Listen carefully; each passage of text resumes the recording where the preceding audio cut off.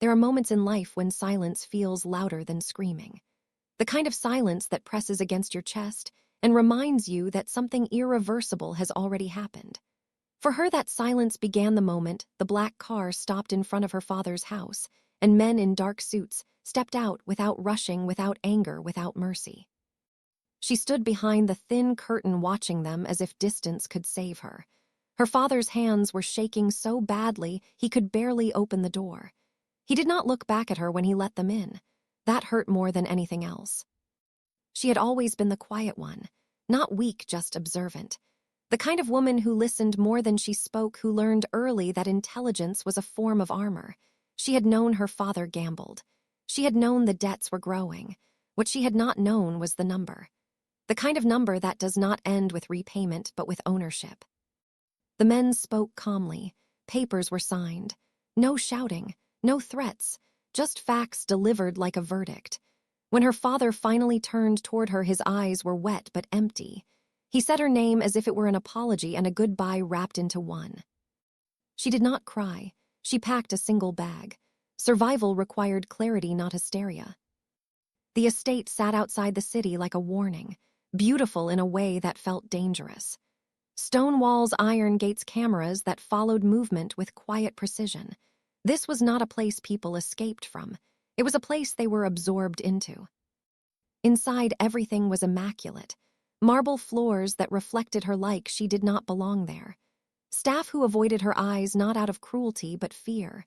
Fear of association. Fear of knowing too much. And then there was him. He did not rush to see her. That was the first thing that unsettled her. She waited hours before he appeared, standing at the far end of a vast room, hands clasped behind his back, posture perfect, expression unreadable. This was the man everyone whispered about. The one whose name ended conversations. The one whose reputation carried more weight than law. He was not loud. He did not need to be. Control radiated from him like gravity. His eyes settled on her, slowly assessing not her body, but her composure, as if measuring what she would cost him rather than what she was worth. "You know why you are here," he said. It was not a question. She nodded once. "My father owes you money. An amount he will never repay." She swallowed. "Then I belong to you." Something flickered in his gaze.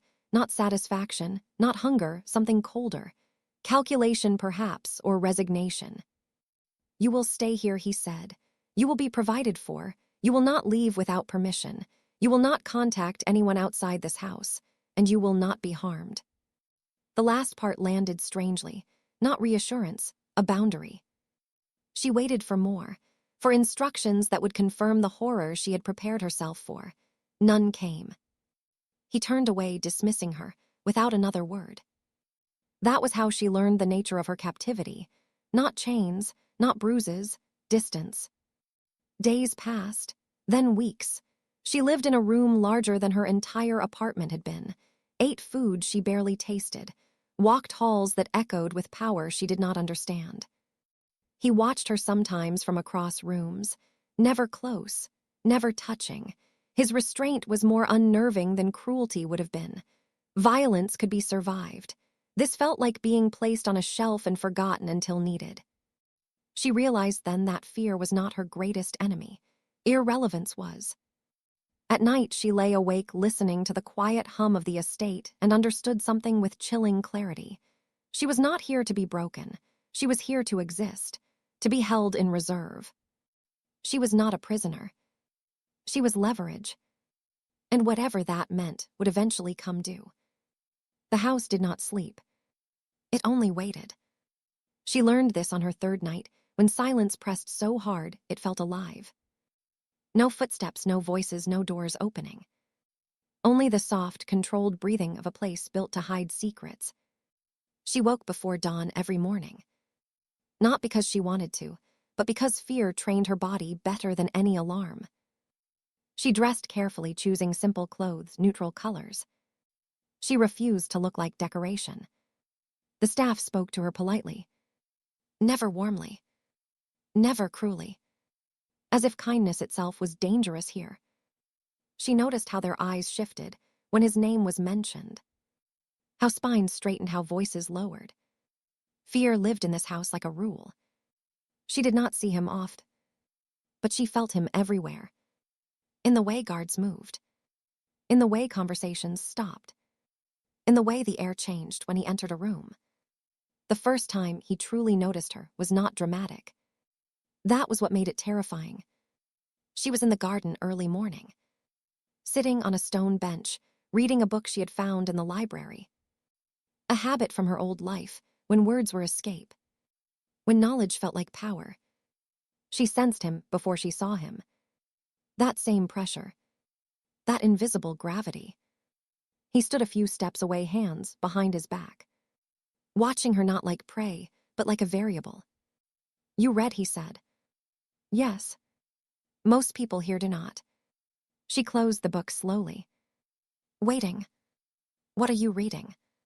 "History." "Interesting choice." Her heart raced, not because of danger, but because of attention. This was the closest he had ever come. He studied her face. Not her body. Not her posture. Her eyes. "You are not afraid of me." She thought carefully before answering. Fear spoken aloud became weakness. "I am afraid of many things. But not me." She lifted her chin slightly. "Fear does not disappear just because I name it." Something shifted. A pause too long. A breath held. He turned away without another word. Later, she learned that no one had ever spoken to him that way. Not without consequence. Yet nothing happened. No punishment. No warning. Instead, something changed. His men stopped treating her like invisible cargo. Guards watched her more closely. Not with threat, but protection. That confused her more than cruelty would have. Days passed. She began to understand the rules without being told. He never touched her. Never spoke her name. Never raised his voice. Control was his language. She heard stories whispered by the staff. Men who disappeared. Families erased. Enemies destroyed with surgical precision. And yet, when she accidentally dropped a glass one evening, he looked up from across the room. Not with anger, but annoyance at the noise. That scared her more. Because monsters were supposed to be emotional. Violent. Uncontrolled. He was none of those things. She realized then the truth. He did not need to hurt people to be feared. His restraint was more terrifying than rage. One night she overheard two guards speaking quietly. "He has not claimed her yet. Do you think he will?" "He does not rush. He waits." "For what?" "For value." That word followed her back to her room. Value. She stared at the ceiling, understanding something vital. She was not here because of desire. She was here because of timing. Because power liked options. If she mattered emotionally, she would be dangerous. If she mattered strategically, she would be useful. And he was not a man who collected useless things. She curled onto her side, gripping the edge of the blanket. Not crying. Not praying. Planning. If she was leverage, then she needed to learn her worth. And if he believed she belonged to him, then she would survive long enough to make sure that belief cost him something. The monster did not take. He waited. And waiting meant he saw something in her. Something not yet decided. Something that terrified her more than violence ever could. The library was not meant for her. She understood that the moment she stepped inside. It was too quiet, too intentional. A room built for thought, not comfort. Rows of books climbed the walls. Leather bound hard, covered heavy with history. Power written in ink instead of blood. She came there because it was the only place in the house that did not watch her back. No cameras, no guards. Only silence and memory. Reading had always been how she survived. When her mother died. When money ran out. When her father disappeared into addiction. Books did not abandon her. She chose one at random. A story about empires collapsing from the inside. She wondered if the author had ever met him. She was halfway through the chapter when she felt it. That pressure again. The weight of attention. She did not look up immediately. She had learned that fear was a language here, and she refused to speak it. He stood near the window, light cutting his shape into shadow, hands clasped behind his back as always. A man carved from control. "You like this room," he said. "Yes." "Why?" "Because it tells the truth." He turned slightly. "About what?" "That power does not last. That men confuse strength with permanence." Silence stretched. Thick, dangerous. She expected anger. Instead, she felt curiosity. "You speak carefully," he said. "I think carefully." A pause. Then something unexpected. A sound. Soft, restrained. Almost laughter. "You are different." She finally looked at him. Met his eyes fully. "Different does not mean safe." "No," he said. "It does not." He moved closer. Not invading. Observing. "You know what you are to me." "Yes." "What?" "A reminder of debt." "Wrong." Her breath caught. "You are a question." That frightened her more than any threat. Questions had answers, and answers had consequences. He reached for a book. One she had read years ago. A collection of poetry. His fingers lingered on the spine. "I used to believe words mattered more than actions," he said, "before life taught me otherwise." "You still believe it," she said. "How can you tell?" "Because you keep books you no longer agree with." Another pause. This one heavier. No one spoke to him like this. She knew that. She was not foolish. Yet he did not stop her. "Tell me something," he said. "Why do you never ask when this ends?" "Because it will end when you decide." "Not when I ask." Truth again. "And if I never decide, then I will still wake up tomorrow." That was when he truly looked at her. Not as property, not as leverage, but as resistance. Dangerous in a way guns were not. Later that night, she heard music. Not loud. Not meant for ears.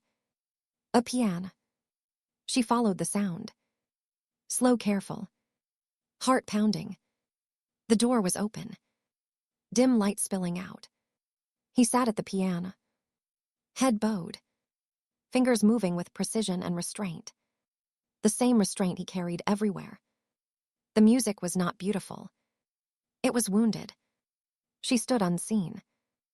Watching the man everyone feared unravel in sound. When the last note faded, he did not turn. "You should not be here," he said. "I know." "Why are you?" "Because monsters do not play like that." Silence again. Raw, exposed. "You think you understand me." "No," she said. "But I think you are afraid of what you were, and more afraid of what you could be." That night changed everything. Because power cracked. Not loudly, but enough to let light through. And she realized the truth. She was not only leverage. She was temptation. And temptation was the one thing a man like him could not afford. Morning arrived without warmth. Light slipped through the tall windows, but did not comfort her. It only revealed how alone she was. After the night in the music room, nothing was the same. Yet everything pretended to be. The staff moved the same. Guards stood in the same places. Meals were served at the same time. But the silence had shifted. It no longer felt empty. It felt watchful. She did not see him for 2 days. Not at breakfast. Not in the halls. Not in the garden. That absence gnawed at her more than his presence ever had. On the 3rd day she was summoned. Not by guards, but by a note placed neatly on her bedside table. "Come to the East Terrace at sunset." No signature. None was needed. The terrace overlooked the city. high enough that the world looked small, manageable, breakable. He stood with his back to her when she arrived. Dark suit, clean lines. A man built from discipline. "You asked me once what you are to me," he said without turning. She said nothing. Her heart pounded. Waiting had become her skill. "I am giving you a choice," he continued. That word landed heavy. "A car will take you to the city tomorrow. You will have 24 hours. You may see anyone you wish. Say goodbye to anything you need. Then you will return. Or you will not." Her breath caught. Freedom dangled like a blade.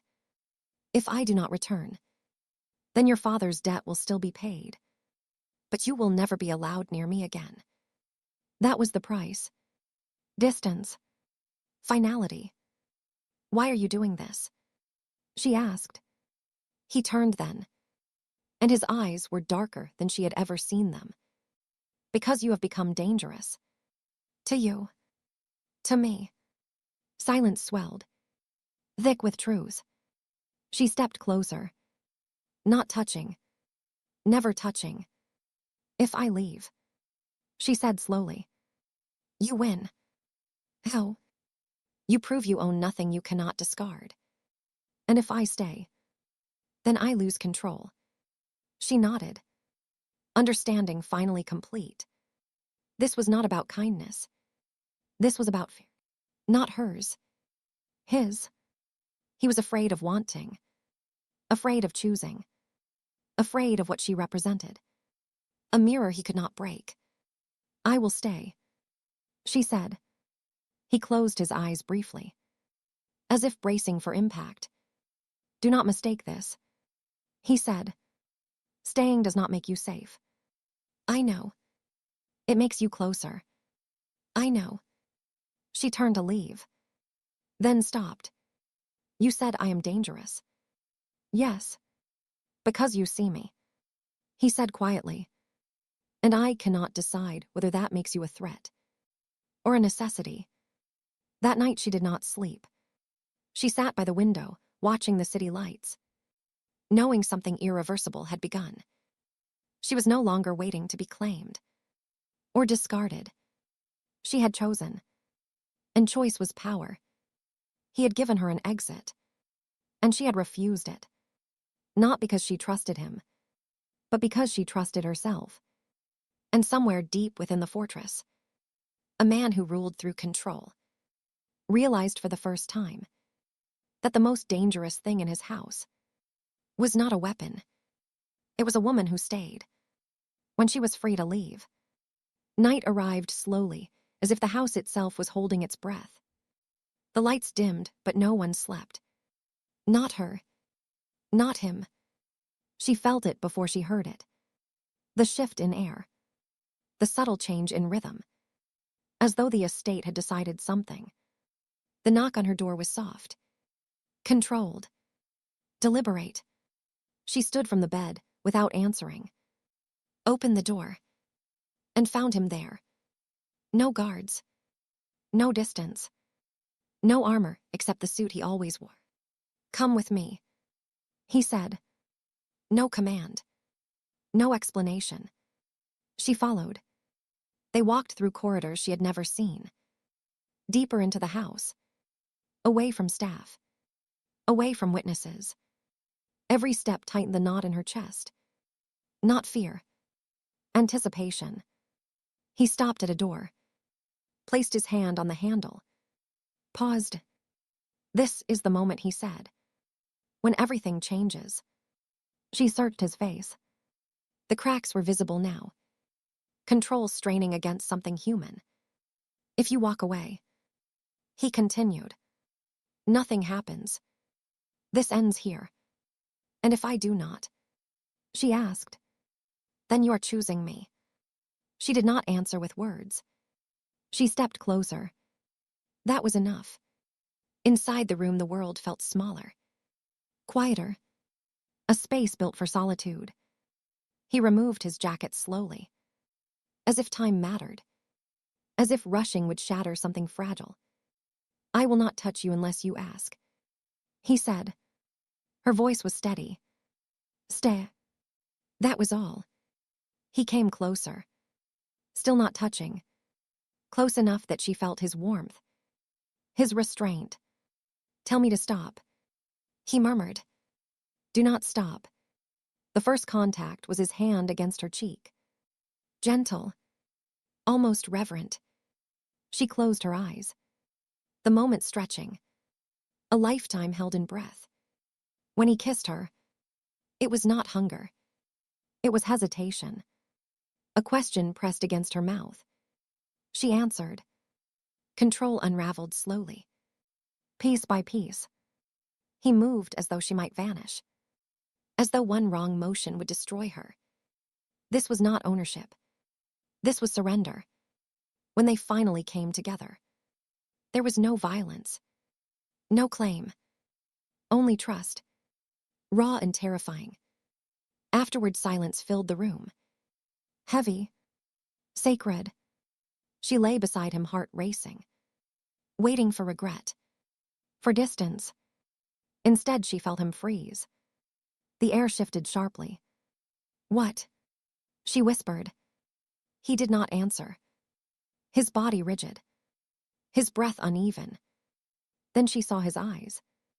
Fixed on the sheets. Blood. Not much. But undeniable. His face drained of color.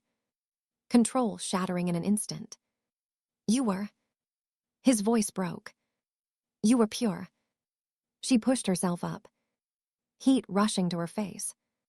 And you gave it to me. He continued. As if the words cut him. He sat up abruptly. Hands in his hair. Breathing hard. If I had known. I would have. I never would have. She caught his wrist. Forcing him to look at her. Stop. This was my choice. You do not understand. He said. Voice shaking. I do. She said. Firm.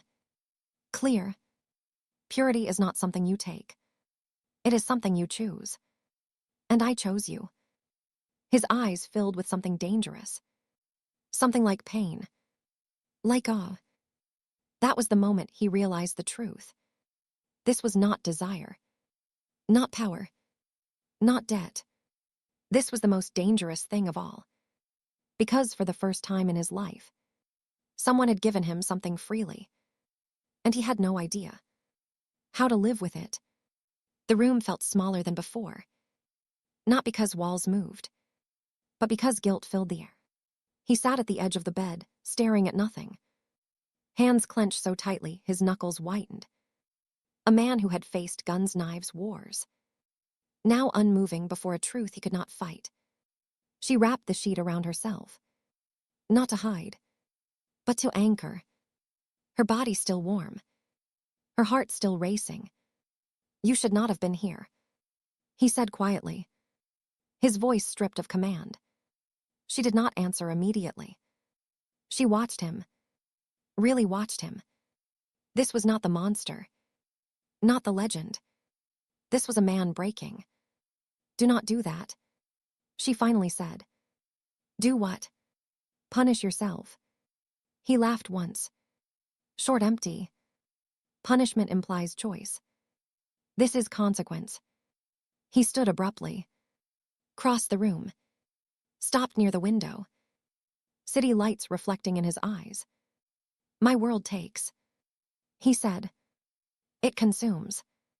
It destroys. I did not want to be that for you. She rose. Slow, careful. Each step deliberate. You were not. She said. You think blood makes something sacred. She continued. But it does not. Choice does. He turned sharply. You do not understand what you gave. I understand exactly what I gave. She replied. I gave it because I wanted to.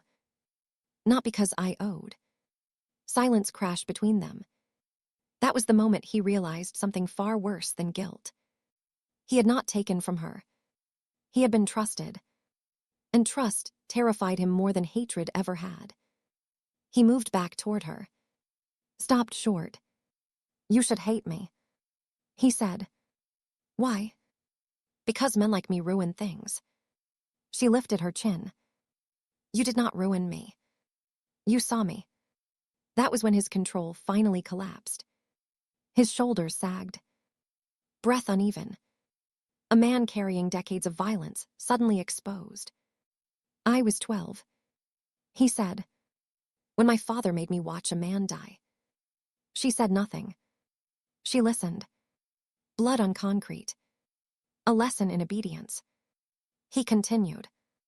That was the night I learned feelings were liabilities. He looked at her then. And you walked into my house. Unafraid. Unbroken. And gave me something I never deserved. She stepped closer. Placed her hand over his chest. Felt the frantic beat beneath. Deserve is irrelevant. She said. What matters is what we do after. He closed his eyes. As if surrendering to exhaustion. If anyone knows. He whispered. What you are to me. I am not a weakness. She said firmly. You are everything they will use. She met his gaze without flinching. Then protect me. Not by hiding me. But by choosing me. That word again. Choice. The same word that haunted him. For the first time, he understood the danger. Not enemies. Not betrayal. But love freely given. He pulled her into his arms suddenly. Not possessive. Desperate. I do not know how to carry this. He said into her hair. Then learn.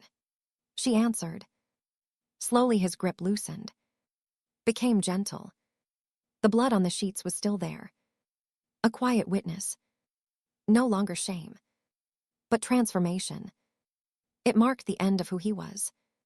And the beginning of something he had never planned for. That night, he did not touch her again.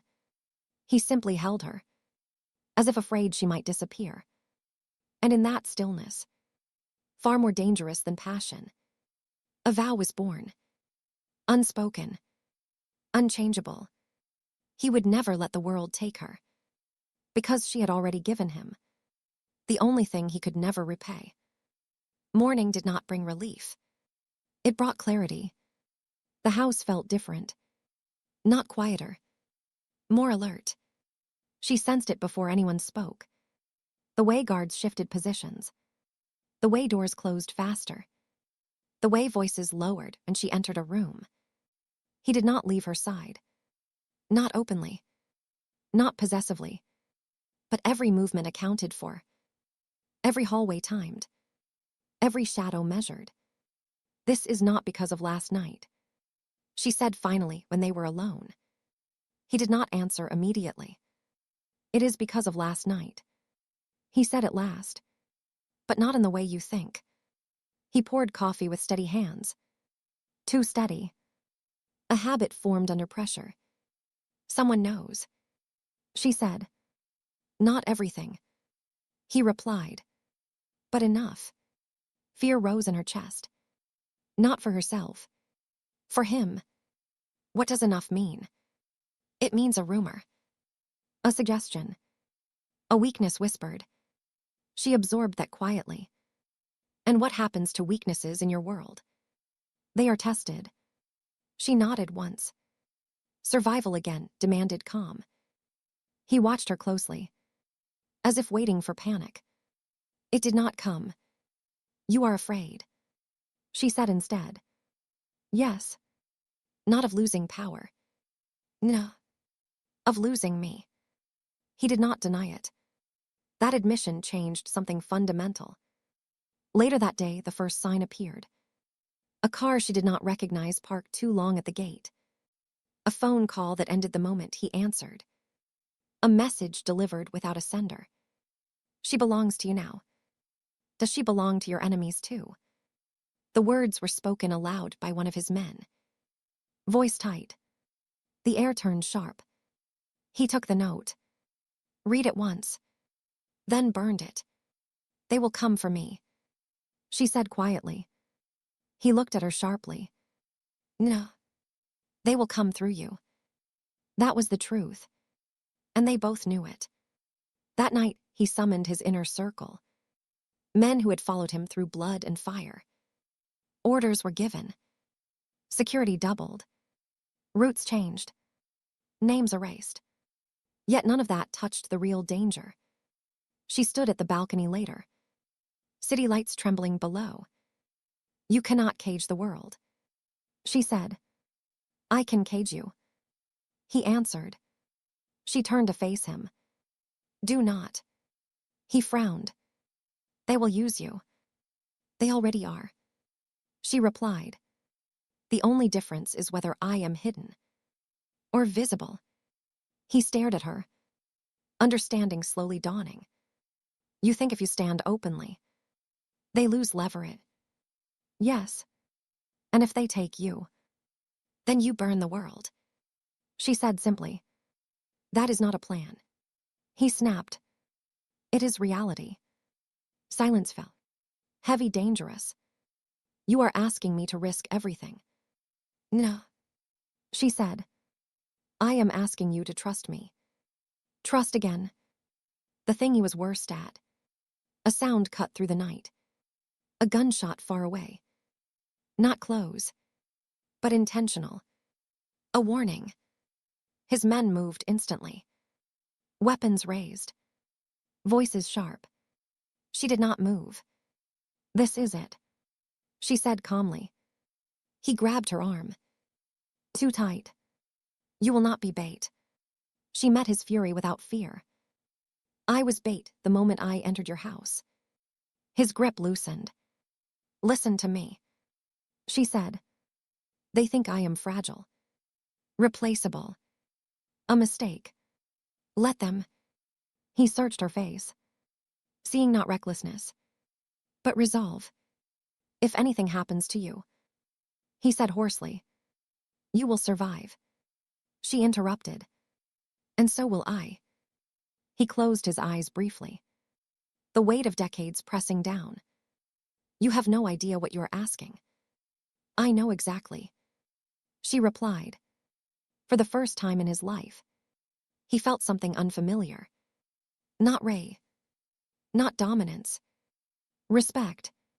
"Very well," he said quietly. "But understand this." He stepped closer, voice low lethal.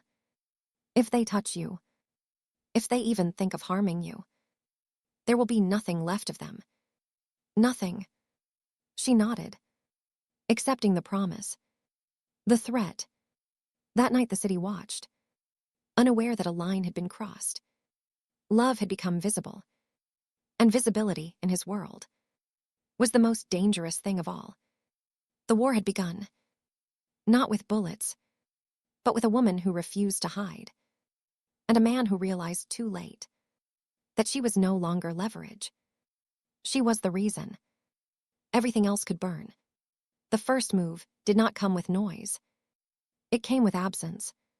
She noticed it when the gardener did not appear at dawn, when the kitchen door stayed locked longer than usual, when one of the guards she had grown used to was replaced by someone new. Change was the language of threat. He felt it too. She saw it in the way his jaw tightened, in the way his phone never left his hand, in the way sleep abandoned him completely. "They are testing us," she said softly. "Us," he repeated. The word still sounded new. Dangerous. By midday the message arrived. Not written. Not spoken. Delivered. A package left just outside the inner gate. No name. No signature. He did not let her see it, but she smelled it. Blood. Fresh. Not human. A warning. A reminder. "This is escalation," he said to his men. "They want a reaction." She stood behind him, listening, not flinching. "Then give them the wrong one," she said. He turned sharply. "This is not a game." "No," she agreed. "It is a pattern." Silence followed. That night the power went out. Not completely, Just enough. Emergency lights flickered. Shadows stretched. The house breathed. Guards moved. Voices sharpened. Weapons appeared. "Stay with me," he said. "Always." She answered. The attack came without warning. Glass shattered. An alarm screamed. Gunfire echoed through marble halls. He pushed her behind him instantly. His body a shield. His voice a weapon. "Move now." They ran. Footsteps pounding. The house no longer a sanctuary. She did not scream. Did not slow. This was survival. She had learned it well. They reached a corridor near the old wing. Almost clear. Then it happened. A figure stepped from the shadows. Too close. Too fast. She felt the impact before she understood. Pain-sharp burning. She fell. He turned. Gun raised. "No." She gasped. He fired anyway. The body dropped. Blood pooled. Hers. His eyes locked on the red spreading beneath her. Everything stopped. Her name left his mouth. Raw. Uncontrolled. He dropped beside her. Hands shaking. "Look at me. Stay with me." She forced a breath. Pain radiating. "Not bad." She lied. He pressed his hand to her side. Blood soaked through. "Medic." "Nah." The world narrowed. Sirens. Shouting. "Do not close your eyes," he ordered. She smiled weakly. "Still trying to command me." "Stay alive," he pleaded. That was the moment something in him snapped. Not control. Not discipline. Mercy. He stood slowly. Gun still in hand. Eyes empty. "Find them," he said quietly. His men hesitated. They had never heard that tone. Find every one of them. The retaliation was not immediate. It was precise. Houses burned. Accounts emptied. Names erased. By dawn, the city whispered. She survived. The bullet had passed through clean. No vital damage. He sat beside her bed. Unmoving. Blood still on his shirt. "I failed," he said. "No." She whispered. "You chose." That was enough. When she woke fully, the war was over. Their enemy was gone. Not arrested. Not warned. Gone. The house returned to silence. But it was different now. This silence was earned. He stood at the window later, looking at the city he had ruled through fear, and understood the truth. They had taken her to break him. Instead, they had created something unstoppable. He did not feel powerful. He felt exposed. Because the blood on the floor, the blood on the sheets, the blood in the night, all pointed to the same truth. She was no longer leverage. She was consequence. And for the first time, the most dangerous man in the city was afraid, not of his enemies, but of how far he would go to protect the woman who had become his only reason to survive. She woke before he realized she was awake. The room smelled like antiseptic and rain. Machines hummed softly. Life measured in quiet numbers. He sat beside the bed, head bowed, hands clasped together. Not the posture of a king, but of a man waiting for judgment. She watched him, the lines in his face deeper now, etched by fear, not power. "You look terrible," she said softly. His head snapped up, eyes raw, unhidden. "Do not ever do that again," he said. She almost smiled. He leaned forward, voice low, strained. "They told me you might not wake. For 6 hours I stood in this room and understood what hell actually is." She reached for his hand, weak but steady. "I am here Because you chose violence. He said. Because you chose me. She corrected. Silence filled the space between them. Then she said it. There's something you need to know. His body went still, every instinct sharpening. Tell me. She drew a breath, felt the weight of the words. The debt. My father's debt. Yes. It was paid. Before the night you came to my room. His brow furrowed. What? I learned the truth while you were in meetings. The documents were in the archive. The numbers settled. Closed. You erased it weeks earlier. His mind raced. Then why stay? Because by the time I discovered it, I was no longer here because of debt. His throat tightened. You could have left. Yes.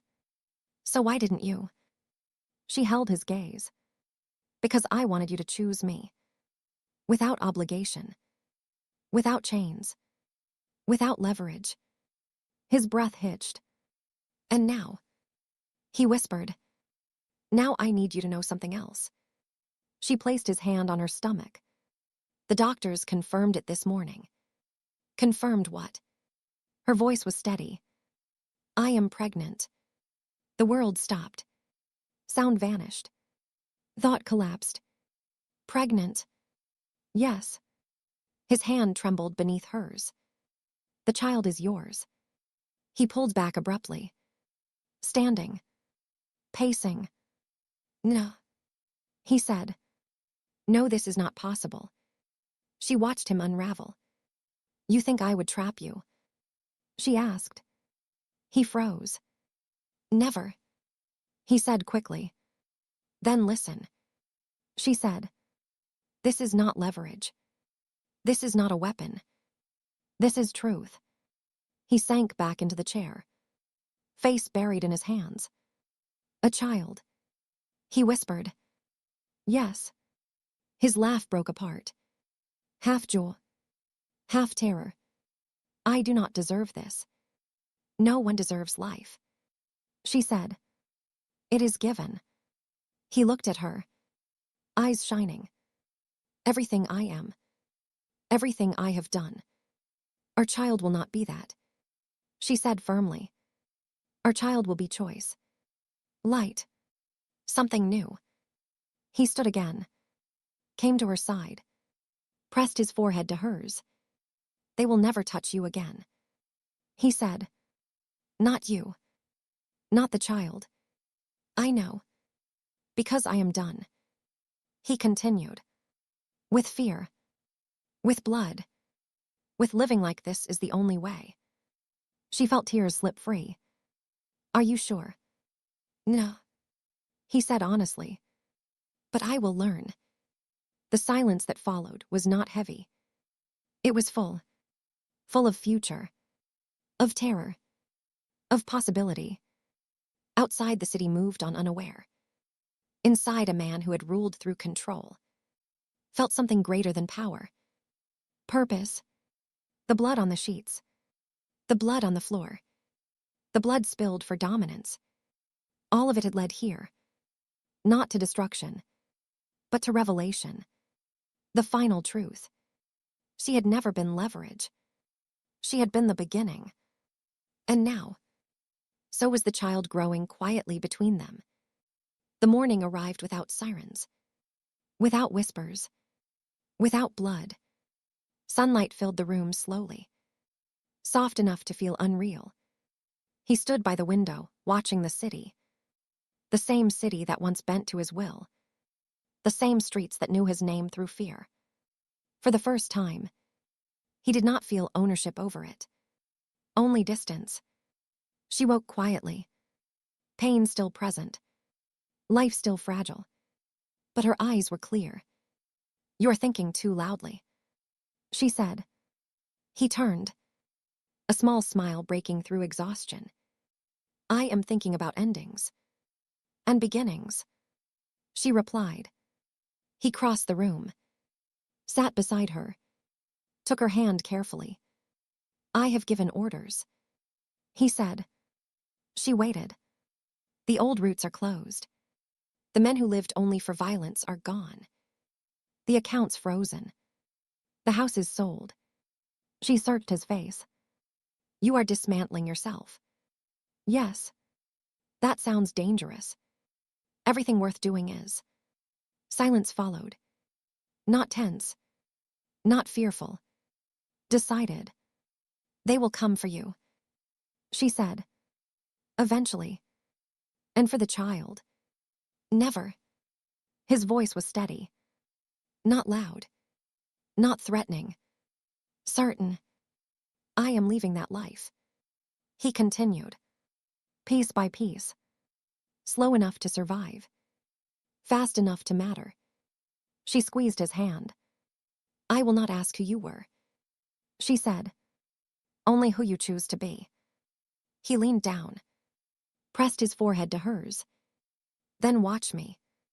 Weeks passed. The city whispered again. But the rumors were different. The king was stepping back. The empire changing hands. Power redistributed. Some called it weakness. Others called it evolution. He did not care. Every morning, he brought her food.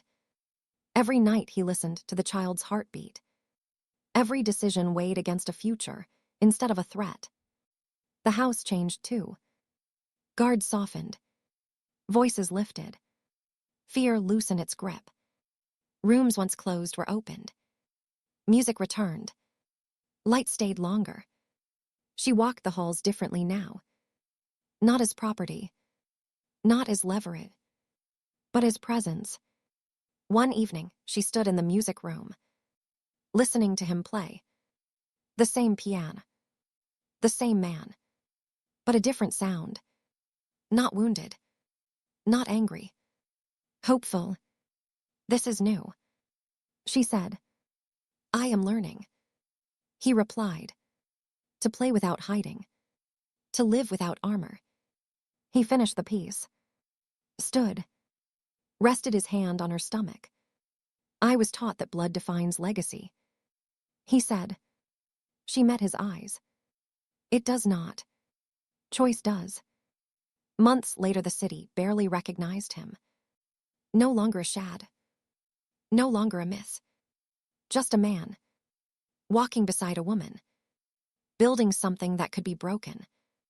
And choosing it anyway. When the child arrived, it was not loud. Not dramatic. Just real. Life entering the world without debt. Without fear. He held the child. Hands trembling. Tears unhidden. This, he whispered. This is redemption. She watched him. This man who had frozen at blood on sheets. Now undone by new life. You are afraid again, she said softly. Yes. Good. She smiled. It means you care. Outside, the world continued. Still dangerous. Still uncertain. But inside, something had ended. The silence returned. Not the silence of captivity. Not the silence of fear. But the silence of home. And in that quiet truth, the most feared man in the city learned. He had never been saved by power. He had been saved by trust. Given freely. Chosen bravely. And for the rest of his life, he would protect it. Not because he owned it, but because love, once given, was the only thing worth everything.